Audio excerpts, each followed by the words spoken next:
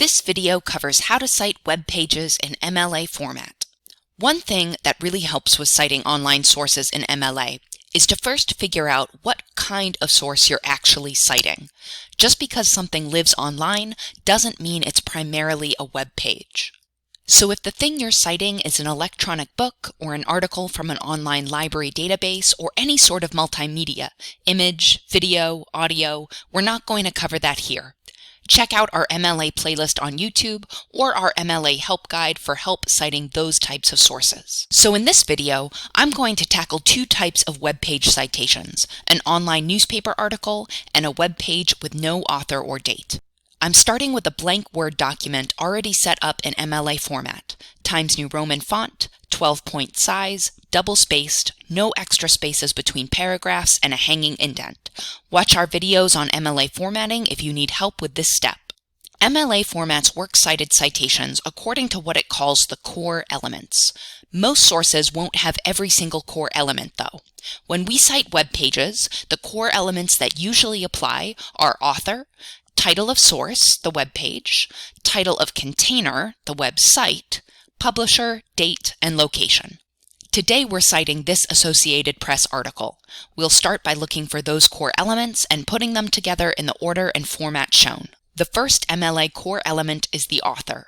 We always write the author's last name first, then a comma, then their first name and any middle initial and a period.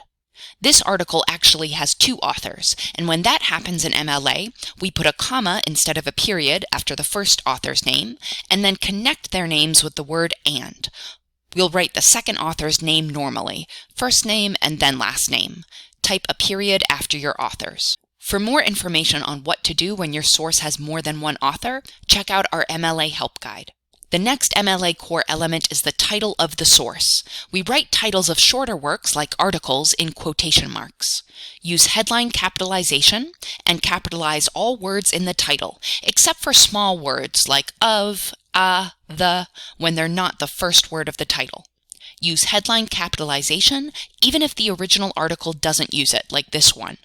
Type a period inside the quotation marks that end the article title. The next MLA core element is the title of the container where we found this source. For web pages, this is the title of the website. You can usually find the title of the website up at the top of the page. Sometimes you'll see other elements that aren't part of the website title though, like a slogan or the parent organization. If you're ever unsure, look at the URL in the address bar. The website title is usually the same as the main part of the URL. We write titles of longer or bigger works like website titles in italics. We use headline capitalization here too, even though this site's title is in all caps. I'm leaving AP in capitals because it's an abbreviation for Associated Press, but I'm putting news in headline capitalization. Type a comma after the website title. The next MLA core element is the publisher of the website. You can usually find the website publisher by scrolling all the way down to the bottom of the page and checking the copyright statement. You won't always need to include a publisher on a web page. MLA says that you don't need to include a publisher if the title of the website is essentially the same as the name of its publisher. But for my AP News article, I'll go ahead and include the Associated Press as my publisher since it's different from the website title. And if I have a reader who didn't know that AP stands for Associated Press, that will help them figure it out. Type a comma after the website publisher. Our next MLA core element is the date of the source. Many web pages aren't dated, but if you're citing an online news article, you should have one. This article was published October 20th, 2020. When you write dates in MLA, start with the day, then the month abbreviation if it's longer than 5 letters, and finally the year. Type a comma after the year. The last MLA core element that applies for web pages is the location.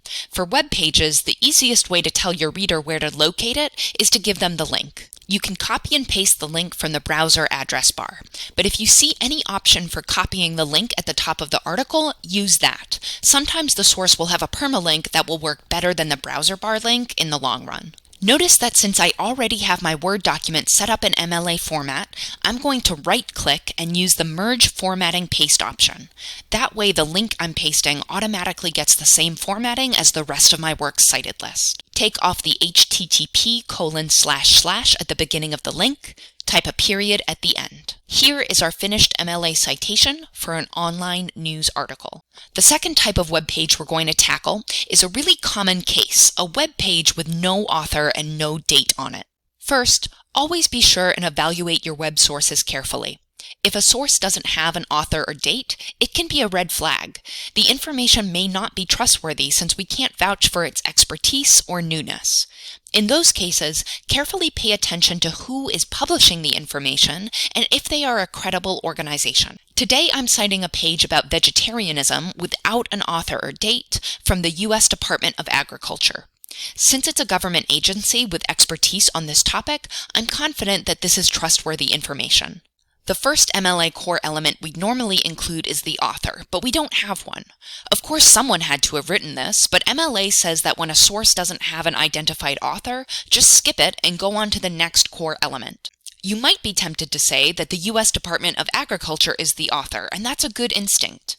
But MLA says that when an organization is both the author and publisher, to skip putting it in the author element and only include it as the publisher. So when we don't have an author, we start the citation with the next MLA core element, the title of the source.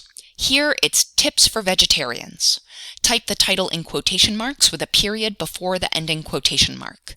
Titles use headline capitalization, so I'm not capitalizing "for" in the title. The next MLA core element is the title of the website. Again, that's up at the top of the page, and if I'm in doubt, I can look at the URL to verify that this website title is Choose My Plate. I'm going to write it all as one word, the way they write it on the website. We put website titles in italics with a comma afterwards. The next MLA core element is the publisher of the website.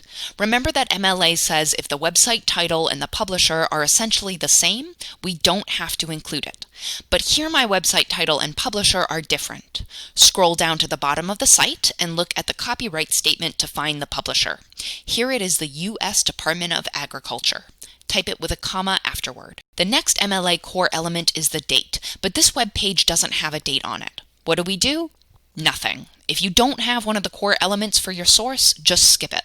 The last MLA core element is location, which for web pages is the link. Copy it from the browser's address bar and paste it using the merge formatting option.